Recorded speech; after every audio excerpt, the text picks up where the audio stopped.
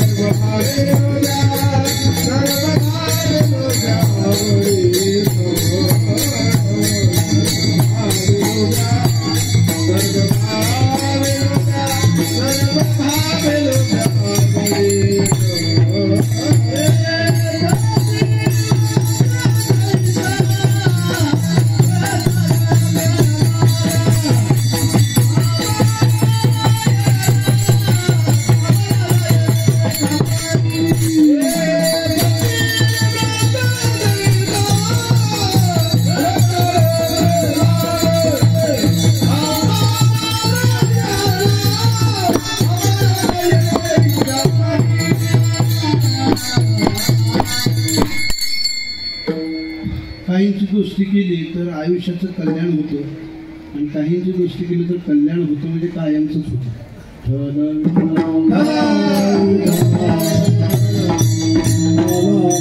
शांडल्य नावाची अनुसयाची मैत्रीण होती आणि काय परिस्थिती झाली, तिला असं कळालं की अनुसया पतिव्रता आहे.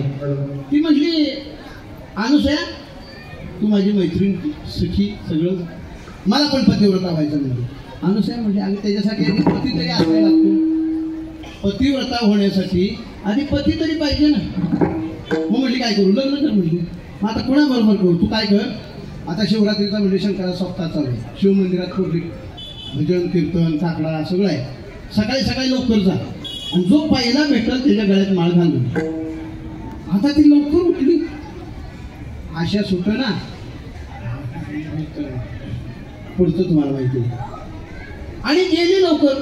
तिथे एक कुष्ठरोगी होता, त्याला वाटलं एकदा पब्लिक झाल्यावर आपल्याला कधी नंबर लागायचा. तिथे काहीतरी पोटाच्या आशेनं मी तर बरं पोटासाठी घसरत घसरत घसरत घसरत पुढे गेला, सगळ्यात पुढे जाऊन बसला आणि नेमकी शांडल्य तिथे गेली. आणि सकाळी सकाळी झुंजूकडे अंधारामध्ये दिसतोय अस्पष्ट असं, तो आपल्यामधल्या गळ्यामधला जो हार होता तो शंकराला नमस्कार केला. त्याच्या गळ्यामध्ये, त्याच्या गळ्यामध्ये घातल्यानंतर नमस्कार करून म्हणजे तुम्ही माझे पतिराज. तर बस त्याला तेवढंच पाहिजे, मी तुझा नवरा आहे. हा मग तू माझी बायको आहे. हो. मग तू माझी सेवा करणार. हो. चल मला इकडे घेऊन. आता ह्याला चाला येत नव्हते, तिला टोपल्यात घालायला लागलं, डोक्यावर घेतलं आणि चालली. जात असताना त्याला एक वेश्या समोर येताना दिसली. तो म्हटला, ह्या वेश्येकडे मला जायचं, ह्या वेश्येला माझ्याकडे घेऊन ये.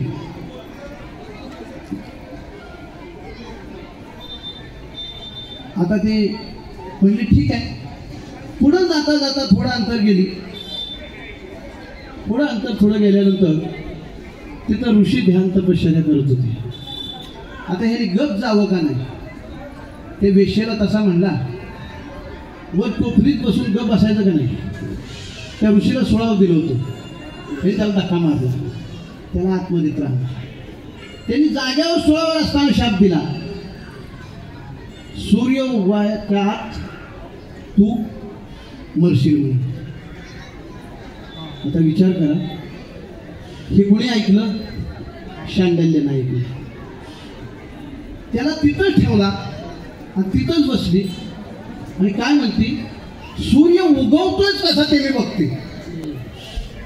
काय पतिव्रतेची ताकद आहे. सूर्य उगवतोच कसा, आणि तिच्या त्या प्रतिज्ञेमुळं सूर्याला उगवता येणार झाले. ब्रह्मांडाचं चक्र बंद पडायची वेळ आली आणि मग सर्वांना कळलं की अनुसयेची सकीन तिच्यामुळे हे सगळ्यांनी अनुसयेकडे साखळे घातले. अनुसया म्हणजे शांतरा, मी बघते काय करायचं. शांडल्याकडे गेली, काय अडचण आहे बाया, काय सांगू तुम्हाला. म्हणे माझा पती सूर्य उगवल्या मरणार आहे आणि मग मी पतिव्रता कशी काय. मी आहे ना, म्हणजे तू सूर्याला उगवू दे, तो उगवला मेला की त्याला पहिल्या श्वासाला तो मरण आणि दुसऱ्या श्वासाला मी जिवंत करेन. विठाला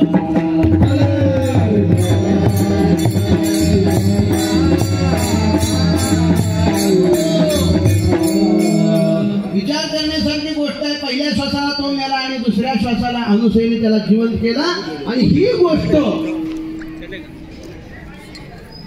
पृथ्वीवरती नवे नवे ब्रह्मांडावरती स्वर्ग कैलास पाताळ सर्वत्र झाली. नारदांनी सर्वत्र सांगितलं की पृथ्वीवरती अशी एक पतिव्रता आहे की जी मेलेली माणसं जिवंत करते. आणि असं कळल्यानंतर ही बातमी कुठं कळाली? वैकुंठात लक्ष्मीला कळाली, कैलासात आईसाहेब पार्वती मातेला कळाली आणि सत्यलोकामध्ये सावित्रीला कळाली. तिघी एकत्र आल्या आणि म्हणले, अरे बापरे, अशी कोण पतिव्रता आहे की माणसं जिवंत करते. नारदांनी सांगितलं ती दुसरी पतिव्रता नाहीये. सूर्य भीतसे गगनी उष्ण शीती लागे म्हणून मंद मंद वर्ततसे. भूमी आपण विहोनी देखा नम्र झाली तिची पादुका. वायू झाला भयचित, वारा घाबरतो, जमीन तिच्या पायाला टोचत नाही. सूर्य उन्हाळ्याच्या मे महिन्यात 12 वाजले तरी सावलीसारखा प्रकाश देतो सूर्य, एवढी तिची योग्यता आहे. मग म्हणले आता हिचं सत्व केलंच पाहिजे. लगेच संध्याकाळी मीटिंग घेतली.